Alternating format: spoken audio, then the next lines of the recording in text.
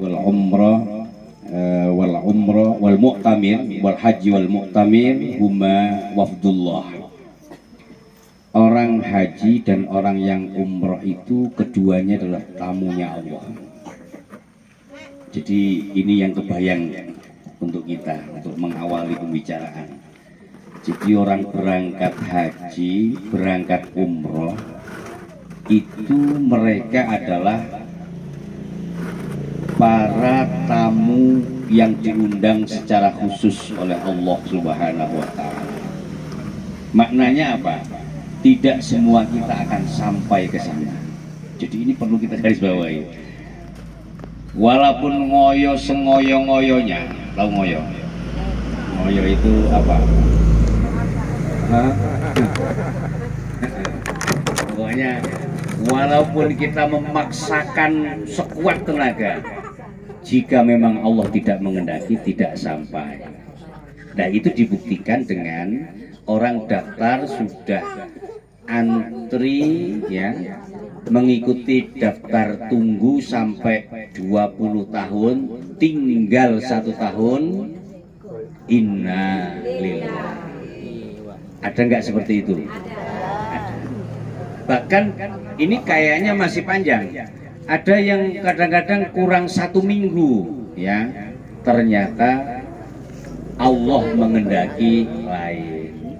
Nah, pertanyaannya begini, bagaimana nasib mereka yang sudah daftar belum waktunya berangkat kok dipanggil duluan? Atau mungkin pas jalan belum nyampe tempat ninggal di jalan, kan banyak seperti itu. Begini, yang diperlukan adalah ketaatan kita untuk memenuhi apa yang menjadi kewajiban, yakni ibadah haji, karena ini bagian dari rukun Islam. Tetapi tetap manis taqa'a ilaihi sabila, bagi mereka yang berkemampuan. Diulangi sekali lagi, bagi mereka yang berkemampuan. Imam Syafi'i memberikan satu pembahasan tentang manis taqa'a ilaihi, karena manis taqa'a ilaihi ini kan pernyataan Rasulullah. Kemudian dikembangkan, dibahas sehingga umat bisa mengerti. Karena kalau kita hanya letterlek apa yang dikatakan Nabi, bingung kita. Yang mampu itu nanti kita cari para pendekar. Wih, berarti ini yang harus haji para pendekar, kan hebat-hebat, tenaganya kuat-kuat kan gitu kira-kira. Nah, ternyata tidak. Melalui pembahasan orang yang ahli di bidangnya, dalam hal ini adalah Al-Imam Syafi'i radhiyallahu anhu, kata beliau, dan ini disepakati oleh seluruh ulama, yang disebut mampu itu adalah satu, mampu dalam urusan ekonomi. Artinya apa?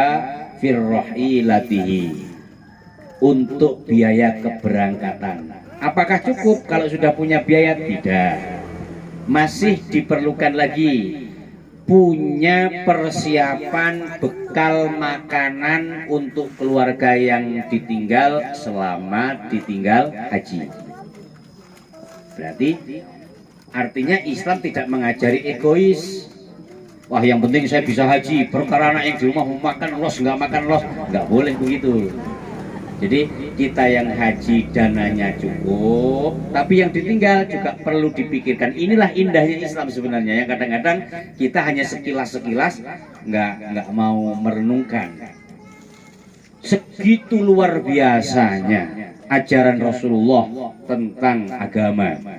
Bukan sekedar bagaimana kita mengurusi kewajiban kepada Allah, tetapi bersamaan dengan waktu itu juga kita punya kewajiban tetap memikirkan keluarga. Begitu. Jadi jalannya cukup, yang ditinggal juga cukup.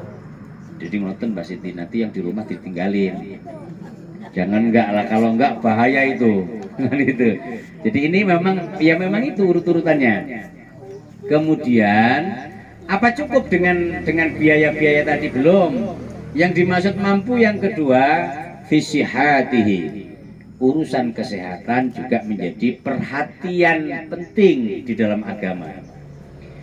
Maknanya bahwa Islam itu juga sangat mengajarkan kita tentang hidup sehat, termasuk sewaktu kita sudah punya kemampuan biaya cukup untuk jalan haji pun masih ada pertimbangan tentang sehat atau tidak. Sehingga ada beberapa saudara kita yang sebenarnya cukup, orangnya masih hidup, ternyata nggak boleh berangkat. Akhirnya nangis-nangis. Memang itu nggak benar Pak, pemerintah ngawur, itu wong saya mau jalan kok nggak boleh. Wong urusan saya sendiri dengan Allah kok nggak begitu. Memang Islam itu mengajarkan bahwa jangan berangkat haji kalau memang tidak sehat, walaupun uangnya cukup, gitu loh. Inilah makna dari manistata'a ilaihi. Lalu yang kedua, fi amanihi, tentang suasana, keadaan wilayah, baik wilayah di mana kita berjalan atau mungkin lintas yang akan kita lewati, negara-negara yang akan kita lewati, atau bahkan negeri yang tempat kita untuk melakukan ibadah hajimu.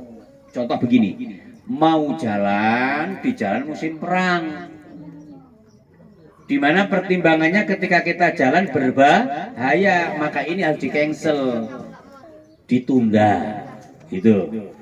Atau mungkin nggak ada perang, tapi di tempat wilayah haji itu musimnya banjir, sehingga tidak memungkinkan orang untuk melakukan ibadah, semisal mau lempar jumroh banjir, mau sa'i kedelap, mau tawaf kanyut, ya repot. Apalagi orang haji yang laki-laki ini pakai pakaian ihram. Lah kalau sudah kena air, wah bahaya itu. Karena pakaian itu pakai apa namanya? Sejenis apa itu? Kain tanpa jahit. Ngoten Mbak Slamet. Bahaya niku. Sarung aja yang pakai jahitan kalau kena ngangkat. Lah ini enggak. Ya artinya ini Islam memperhatikan keselamatan, bukan sekedar nafsu untuk jalan supaya terkenal dan yang lain sebagainya, tetapi juga memperhatikan tentang kesehatan, keselamatan. Jelas ya? Jadi saya kira ini menjadi pembahasan penting dan awal kita memahami tentang haji. Tentu pertama, haji adalah rukun Islam. Berarti ketika kita sudah memenuhi syarat-syarat yang disebutkan tadi, punya kewajiban.